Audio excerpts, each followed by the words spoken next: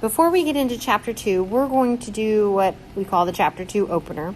And we're going to review some skills from previous math classes that you've had with stuff that we're going to need for chapter 2. So we're going to start off by finding the x-intercepts.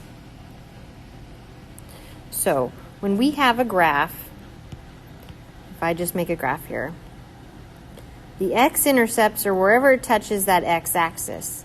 And that x-axis is when y is 0.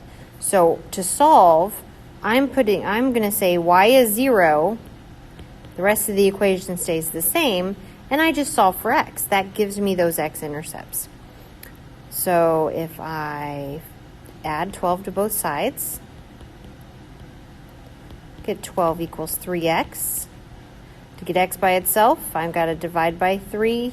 So I end up with x being 4. Okay?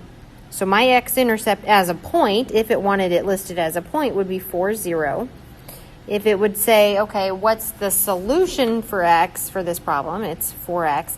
And we're doing that because when we start chapter 2, we call our solutions to these equations and these functions, they're the zeros, which means it's where it crosses that x-axis. So if I were to draw this line, okay, it has a y-intercept at -2 and has a slope of 3, okay, it'll be a little steeper than that. But that x being 4 is where it is going to touch the x-axis.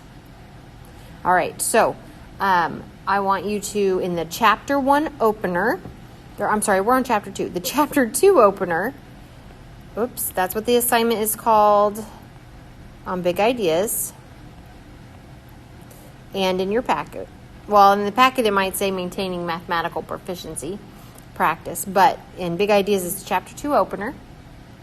And you're going to do numbers 1 through 6, making y 0, and then solving for x.